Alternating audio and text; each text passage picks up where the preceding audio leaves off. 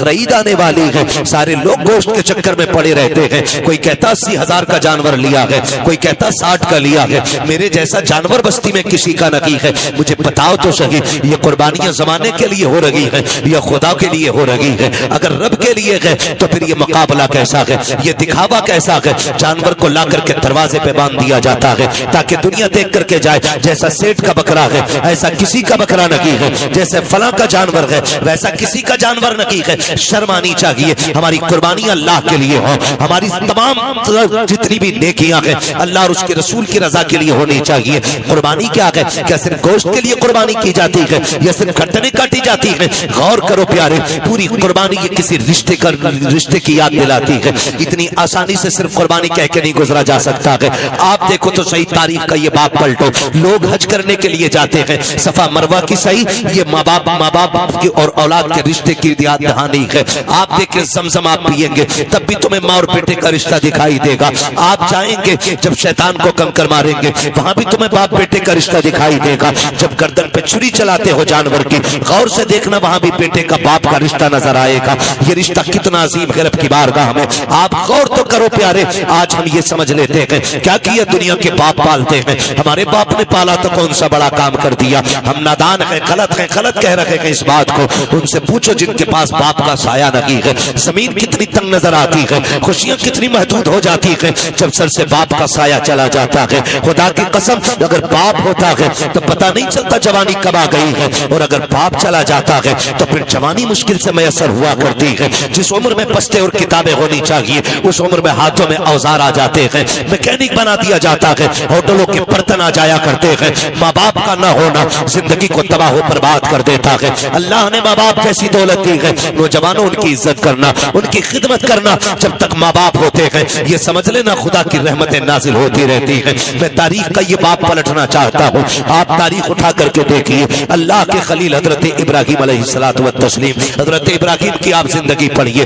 آپ نے پوری زندگی رب کی بارگاہ میں امتحانات پیش کیے، کیوں نہ کرتے؟ کیونکہ خلیل ہیں، اللہ کے دوست ہیں، قربانیاں پیش کر رہے ہیں، امتحانات کی منازل سے گزرتے جا رہے ہیں۔ آج جانور قربان کرنے کی بات آتی ہے، ابھی بات بتائی تھی جیسا کہ کہا گیا تھا، ابھی مفتی صاحب نے بتایا تھا کہ جب قربانی کی بات آتی لوگ بہانہ کر دیتے ہیں، قرضہ ہے نہیں کر سکتے، پتہ نہیں ہے چٹنی نہیں چل رہی ہے، روٹی نہیں چل رہی ہے، اور اگر کوئی بیچنے لگ جائے ابھی 1 لاکھ کا موبائل خرید لے گا، 70,000 کا موبائل خرید لے گا، لیکن قربانی کے لیے 3500 روپے دیتے ہوئے کلیجے پھٹ جایا کرتے ہیں۔ تمہیں سوچنا چاہیے قربانی اللہ کی بارگاہ میں بہت بڑی عبادت ہے۔ فرمایا گیا قربانی کے دنوں میں قربانی سے بڑی کوئی عبادت نہیں ہے۔ اگر قربانی کی جگہ پہ آپ ایک سونے کا ڈھیر بھی اللہ کی راہ میں خرچ کر دو تب بھی اللہ اتنا راضی نہیں ہوتا ہے جتنا تمہاری قربانی سے اللہ راضی ہوا کرتا ہے۔ اس میں بہانے نہ بنایا کریں، اس میں آپ ہیلے تلاش کر کے نہ نکلا کریں۔ تاریخ کا یہ باب پلٹیے، شکر ادا کریں اللہ نے جانور کی قربانی مانگی ہے، اگر بیٹے کی قربانی مانگ لیتا تو؟ اللہ نے اپنے خلیل سے بیٹے کی قربانی مانگی، ہم سے مانگ لیتا تو؟ بکرا دینے تیار نہیں ہے، بیٹے کے معاملے میں پھر کیا ہوتا؟ وہ کریم ہے، اس نے ابراہیم خلیل اللہ کی سنت کو زندہ کرنے کے لیے ہم سے جانور کی قربانی مانگی، جانور کی قربانی زندہ مانگی، جانور کی قربانی مانگی ہے۔ اور آپ اس بات پہ بھی غور کریں، اس بات پہ بھی غور کریں، اگر آپ مسلمان ہیں تو آپ کو آزمایا جائے گا۔ کہتے ہیں یار مسلمان ہیں اور ہم پہ مصیبتیں آ رہی ہیں، ہاں آپ مسلمان ہیں تو آپ ہی کو آزمایا جائے گا۔ وہ کہا تھا کسی نے شہادت گہے الفت میں قدم رکھنا ہے، لوگ آسان سمجھتے ہیں مسلمان ہونا، جب آپ نے کہا ہے نا لا الہ الا اللہ تو پھر اب امتحان سے بھی گزرنا پڑے گا، آپ کو امتحان دینا پڑے گا۔ اور آپ ہی نہیں، سب نے امتحانات دیے۔ میرے نبی فرماتے سب سے زیادہ مجھے آزمایا گیا ہے، سب سے بڑے بڑے امتحانات میرے رہے، میرے محبوب کے سب سے بڑے امتحانات رہے، لیکن حضور نے امتحانوں میں کیا کیا؟ تاریخ گواہ ہے، کسی نے پتھر مارے میرے حضور نے بدلے میں پتھر نہیں مارا، کسی نے ستم کیے تو حضور نے بددعا نہیں کی، مکے سے نکالے گئے لیکن حضور نے کبھی بددعا کے لیے ہاتھ نہیں اٹھائے، یہاں تک کہ طائف میں پتھر لگے حضور کے ہاتھ اٹھ گئے۔ حال کیا تھا؟ جوتیاں خون سے بھری ہیں، بدن کپڑے خون سے شرابور ہیں، چہرے سے خون بہ رہا ہے، لیکن ہاتھ اٹھے تو یہی کہا تھا مالک انہیں عذاب نہ دینا، انہیں بخش دے، مالک انہی کی نسل سے دین کے علم بردار پیدا فرما دے۔ یہ ہمارے حوصلے ہیں، یہ ہمارے معاملات ہیں.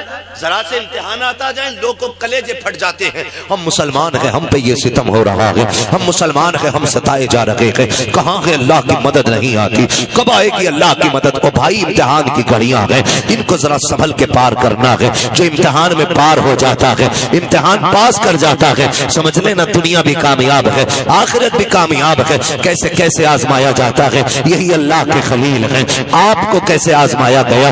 جنگل میں رکھا گیا، اللہ کے خلیل نے صبر کیا. پھر کیا کیا گیا؟ لوگوں نے بہت ستایا، پریشان کیا، آپ نے بت توڑے، لوگ دشمنی پہ آمادہ ہو گئے. یہاں تک کہ نار نمرود کو تیار کیا گیا. آگ اتنی تیز تھی کہ پرندہ کوئی اوپر سے گزرتا تو وہ گر جایا کرتا تھا اور مر جاتا تھا اس کی تپش سے. اللہ اکبر. تاریخ کا یہ باب پلٹتے چلے اور دیکھتے چلے. جب اسی نمرود کی آگ میں ڈالنے کی باری آئی، حضرت جبریل امین نے آ کے کہا تھا ابراہیم رب کے خلیل ہو، میں رب کی بارگاہ تک جاتا ہوں، اگر کوئی ضرورت ہو تو بتائیں. آپ منجنیق کے اندر رکھے ہوئے ہیں. یہ نہیں کہا تھا جبریل دیکھو سامنے آگ ہے، میں منجنیق میں ہوں. کہا تھا کہ میں جانتا ہوں، میرا رب بھی جانتا ہے، مجھے کوئی ضرورت نہیں ہے. کہا پھر اپنے رب ہی سے کہہ دو. کہا جو سب جانتا ہے اس سے کہنے کی ضرورت کیا ہے؟ جس میں وہ راضی ہے اس میں میں راضی ہوں. یہ کہہ کے آپ راضی ہو گئے. جب نار نمرود میں ڈالا گیا، اللہ نے آگ کو ٹھنڈا ہونے کا حکم دیا. آگ ٹھنڈی اور سلامتی والی ہوئی. آپ نار نمرود میں رکھے، باہر تشریف لے کر کے آئے. اس کے بعد پھر آپ حضرت سارہ کے ساتھ اپنا وطن چھوڑ دیتے ہیں. بہت لمبا واقعہ ہے. بادشاہ نے پکڑا. پھر اس کے بعد بدلے میں آپ کو حضرت ہاجرہ بھی تحفے میں پیش کی گئی. حضرت ہاجرہ سے آپ نے نکاح کیا. جب کوئی اولاد نہ تھی، اللہ نے حضرت ہاجرہ سے ایک بیٹا عطا فرمایا. جب ایک بیٹا پیدا ہوا، آپ کی محبت زیادہ ہو گئی. فرشتے باتیں کرنے لگے، مالک یہ تیرا خلیل ہے، تیرا دوست ہے، لیکن اپنے بیٹے سے بہت زیادہ پیار کرتا ہے.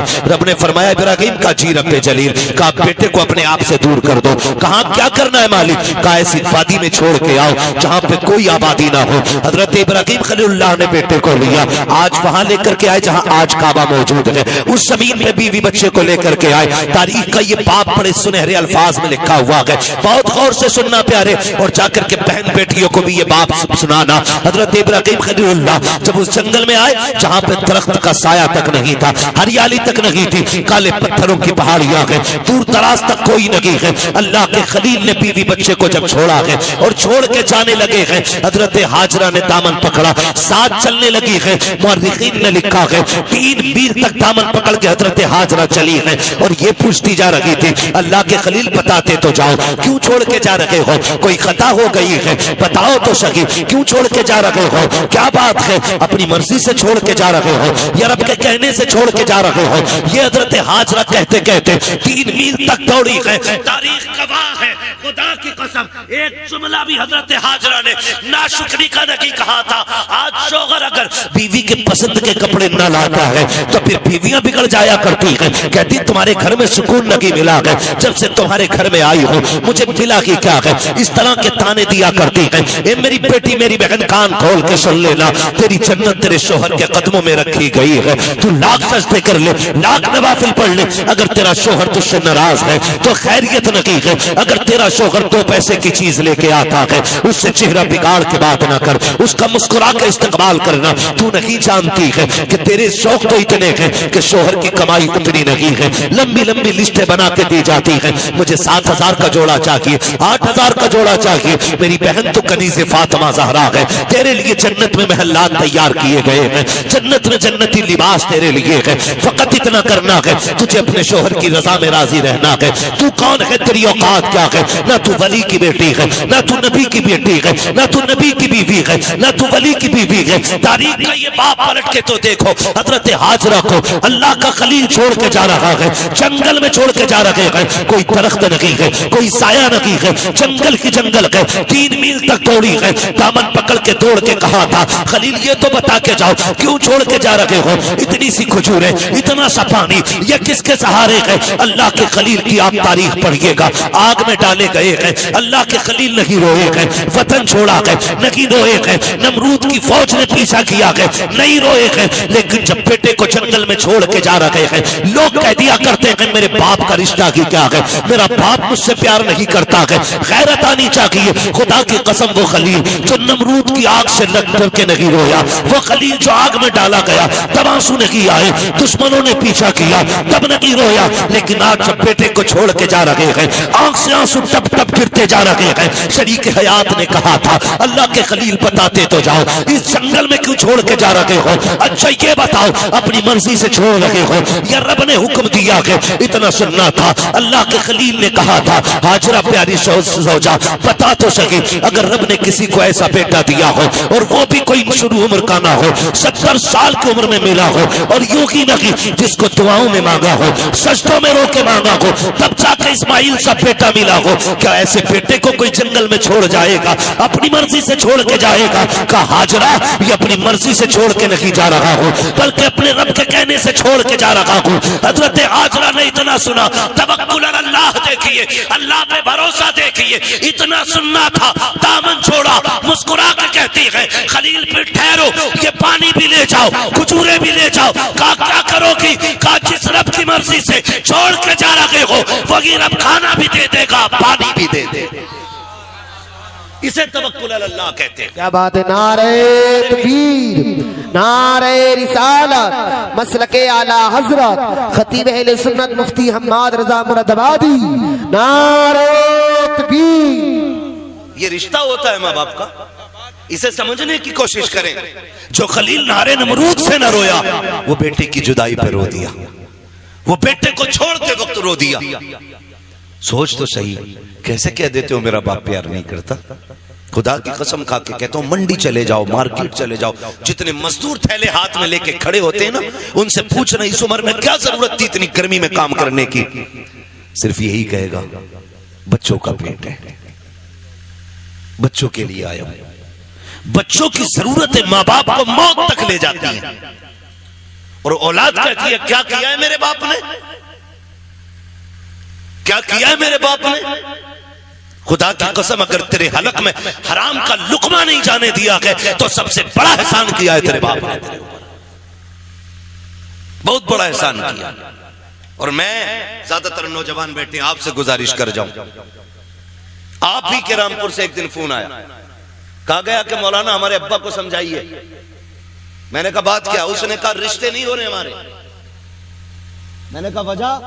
اس نے کہا وجہ یہ ہے کہ جو بھی رشتہ کرنے آتا وہ یہ پوچھتا ہے کہ تمہارا باپ کیا کرتا ہے، یا میرے باپ سے پوچھتا آپ کیا کرتے؟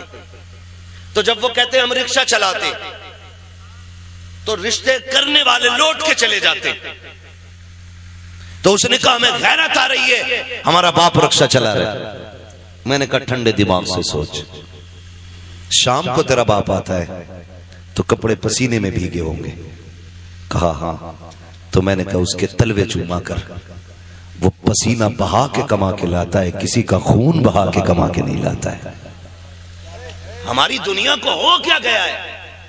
ہمیں کروڑ پتی چاہیے، چاہے دلال ہو، رشوت خور ہو، بیاج لینے والا ہو، حرام کی دولت اکٹھے کرنے والا ہو۔ یہ چار چاند کب تک؟ جب تک موت نہیں آ رہی۔ جس دن مرو گے تو یاد رکھنا غریب کی بھی قبر وہی بنتی ہے جہاں امیر کی بنتی ہے۔ پھر اترانا کس بات پر ہے؟ نوجوانوں اپنے مزدور باپ کی عزت کرنا، مزدور باپ کی عزت کرنا۔ اس نے کم سے کم تمہیں حلال کے لقمے کھلائے۔ فرمایا گیا جو حرام کے لقمے کھا کے پڑے گا جسم وہ جہنم کا ایندھن بنایا جائے گا۔ کیا یہ احسان نہیں کیا باپ نے کہ اینٹیں ڈھوتا رہا، رکشے چلاتا رہا، بوجھ اٹھاتا رہا، لیکن کسی کے آنسو بہا کے پیسہ نہیں لایا، کسی کا حق مار کے پیسہ نہیں لایا، کسی کو ستا کے پیسہ نہیں لایا۔ تجھے کیا پتا ہے؟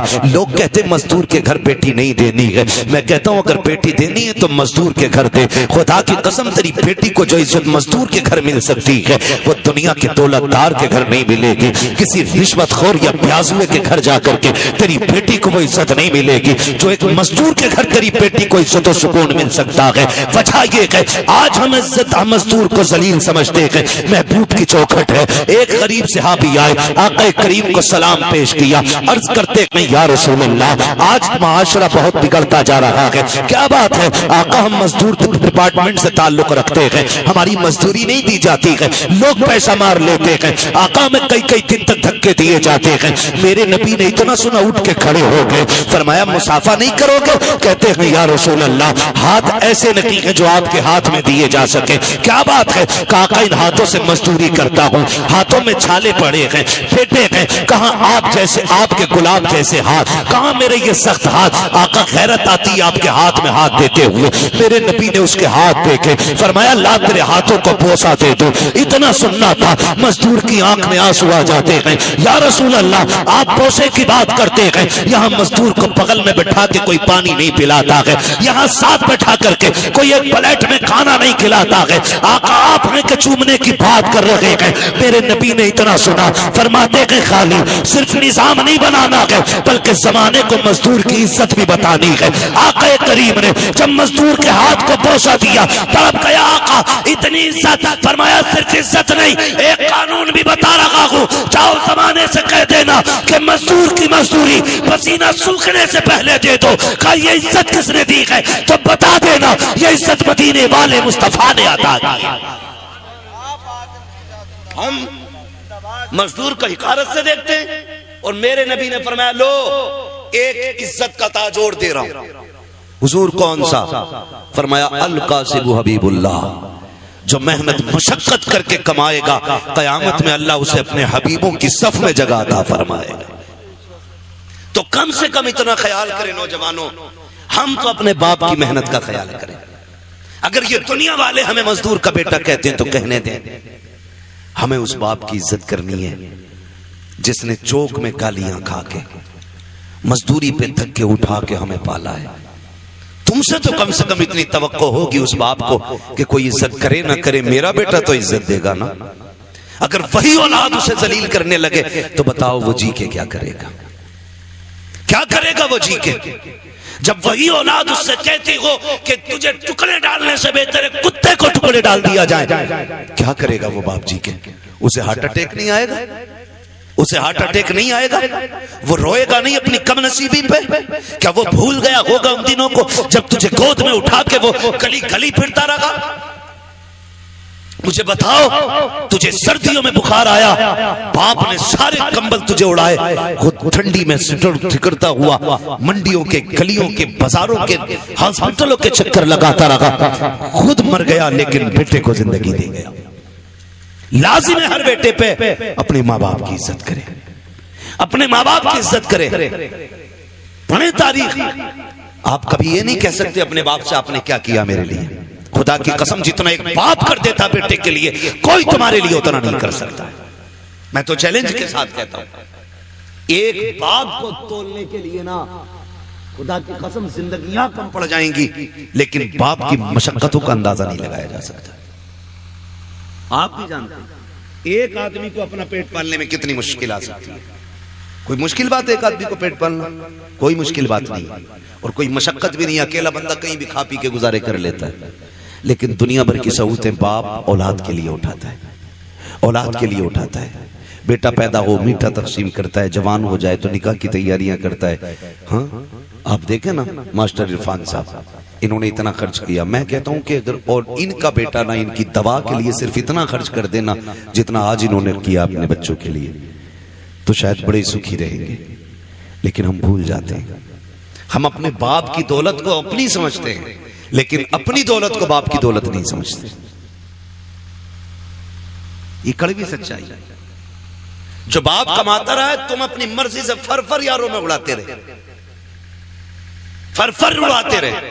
ابا آج میرا برتھ ڈے ہے، ابا آج میں پاس ہوں، یاروں کو پارٹی دینی ہے۔ وہ کیسے کما کے لاتا رہا اس نے تم سے نہیں بتایا، جو تم مانگتے رہے وہ دیتا رہا۔ اس نے بڑھاپے میں اتنا کہا تھا بیٹے کھانسی بڑھ گئی ہے، ایک سیرپ چاہیے، تم نے منہ بگاڑ کے کہا تمہارے خرچے اٹھاؤں یا اولاد کے خرچے اٹھاؤں؟ لوگ کہتے ہیں باپ اس دن مرا جس دن سانسیں رکی، میں کہتا ہوں نہیں، یہ تو اس دن مر گیا تھا جس دن بیٹے نے ہاتھ روک لیا تھا، اسی دن باپ مر گیا تھا۔ خدا را بدلو اپنے آپ کو، اپنے باپ کی عزت کیا کرو. اور دنیا میں تمہارے باپ کو کوئی عزت نہیں دیتا.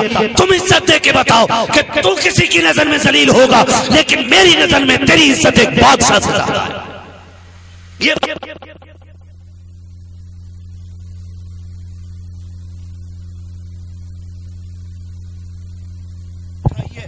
کم سے کم بڑھاپے میں آ کے تمہاری محبت کی وجہ سے اس کی تھکن اتر جائے, یہ کوشش کیا. اکثر نوجوان میرے سامنے بیٹھے, اللہ کرے ہر نوجوان اپنے باپ کی عزت کرنے لگ جائے, باپ کی عزت کرنے لگ جائے. ہم تو یہ سوچتے ہیں نا جو بھی کمایا وہ ہمارا ہے, ہمارے باپ کا کچھ نہیں ہے. نہیں, خیال کرو یار, خیال کرو. ایک باپ کی زندگی اپنی اولاد کے لیے پوری صرف کر دیتا ہے باپ. میں عرض کر رہا تھا, اللہ کا خلیل بیٹے کو چھوڑتے وقت بیٹے کو چھوڑتے وقت اللہ کے خلیل رو دیے. تاریخ کا یہ باپ بھی پلٹے. توجہ ہے, تھکے تو نہیں ابھی؟ اگر نہیں تھکے تو بولیں ذرا یا رسول اللہ. ہمارے علیم بھائی بتا رہے تھے کہ یہ بڑے سست لوگ بیٹھے, اور نقیب صاحب بھی فرما رہے تھے ہلکے میں مت لینا. اللہ سلامت رکھے. میں آپ سے یہ بھی نہیں کہوں گا کہ آپ ہاتھ اٹھا کے سبحان اللہ کو یا اٹھ کے سبحان اللہ کو. میں کہتا ہوں جو میں بات کہہ رہا ہوں اسے دل پہ لکھ کے لے جانا.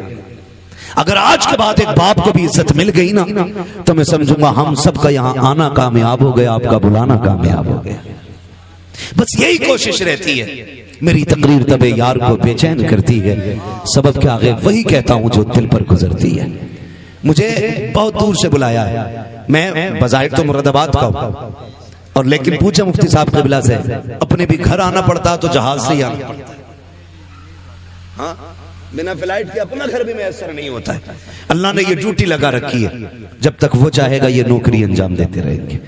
مگر آپ سے اتنی گزارش ہے, اتنی محنت سے ہمارے عرفان بھائی نے یہ محفل سجائی ہے, یہ کوششیں کی ہیں, آپ کے بیٹھنے کا انتظام کیا ہے, صرف اس لیے کیا تھا کہ ہماری بستی والوں تک دین کی کچھ باتیں پہنچ جائیں, دین کی کچھ باتیں پہنچ جائیں. اللہ کرے آج کے بعد کسی باپ کو عزت مل جائے, کوئی ماں مسکرانے لگ جائے. خدا کی قسم پھر سمجھ لینا ان کا یہ جو ساری کوششیں کرنا ہے اللہ کی بارگاہ میں مقبول ہو گیا. اللہ کے خلیل تو چھوڑ کے آگے, حضرت ہاجرہ نے بیٹے کو لیا, پلٹ کے اسی جگہ پہ آئی جہاں چھوڑ کے گئے تھے.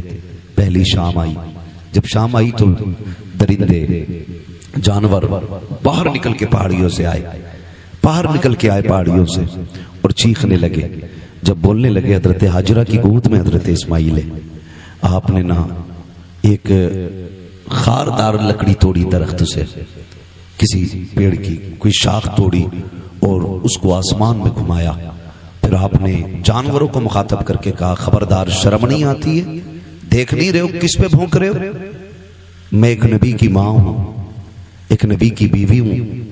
میری گود میں جو لال ہے کوئی عام بیٹا نہیں, میری گود میں رب کا اسماعیل لیٹا ہوا ہے, رب کا اسماعیل لیٹا ہوا ہے. کہا خبردار بھونکنے کی جرت نہ کرنا, ہم پہ بھونکنے کا مطلب ہے نبی کی عزت پہ بھونکنا. اتنا کہا سارے جانور پلٹ کے چلے گئے, سارے چلے گئے.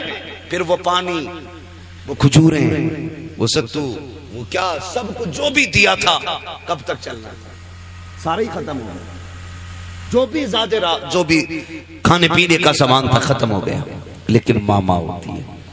پھر وہ وقت بھی آیا کہ ماں کے سینے کا دودھ بھی خشک ہو گیا. پھر جب بیٹے نے سوکھی زبان ہونٹوں پہ پھیری تو ماں سے دیکھا نہ گیا. تاریخ گواہ ہے, حج کرنے کے لیے جاؤ, حکم ہوتا ہے صفا مروہ کی صحیح کرو. مالک یہ کیا ہے؟ کہا یہاں میری ہاجرہ دوڑی تھی. پھر کیا کرنا ہے؟ کہا جب تک دوڑے گا نہیں تیرا حج پورا نہیں ہونا ہے, تجھے دوڑنا ضروری ہے. مالک کیوں دوڑایا گیا؟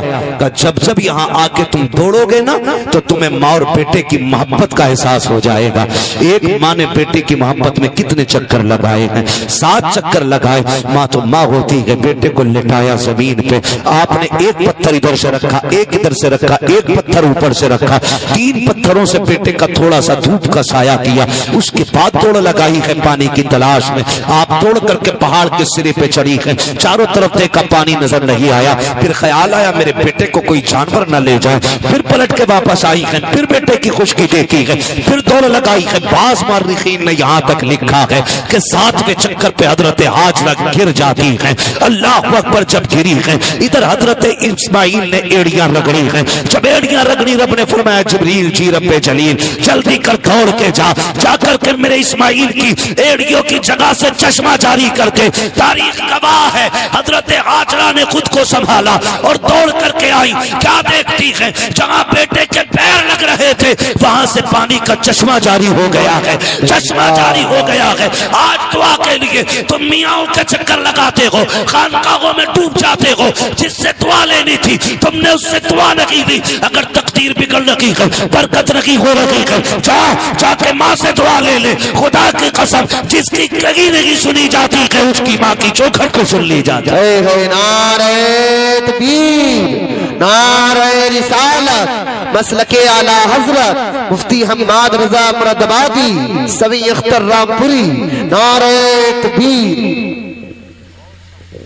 مفتی صاحب فرما رہے ہیں یہ لوگ سن رہے ہیں، تو میں تو یہ سمجھتا ہوں کہ اگر دل حضور سے لگ جائے تو پھر محفلوں سے لوگ اٹھا نہیں کرتے۔ واہ واہ واہ، بہت ہاں، اور اگر محفل میں دل لگنے لگ جائے تو سمجھیں کہ حضور کی نظر کرم ہو گئی ہے، حضور کی نظر کرم ہو گئی ہے، حضور آپ کی طرف نظر کرم فرما چکے ہیں۔ بس میں آپ سے اتنی گزارش کروں گا، فرمایا گا یا ایھا الذین آمنوا ادخلوا فی السلم کافہ، اے ایمان والو پورے اسلام میں داخل ہو جاؤ، پورے داخل ہو جاؤ۔ اللہ توفیق دے، قربانی آ رہی ہے تو سارے لوگ کوشش کریں، قربانی کریں، جن پر واجب ہے کریں گے انشاءاللہ، جن پر واجب ہے کریں گے انشاءاللہ۔ امید ہے جتنے نوجوان بیٹھے ہیں جو بھی صاحب نصاب ہوں گے انشاءاللہ وہ قربانی ضرور کریں گے۔ ہاں، اللہ تعالیٰ ہمیں اپنی سچی محبت عطا فرمائے۔ اور تھوڑا سا خیال کریں، ایک پیغام آخر میں چلتے چلتے میں یہ بھی دے دوں، میرے بھائی کوشش یہ کرنی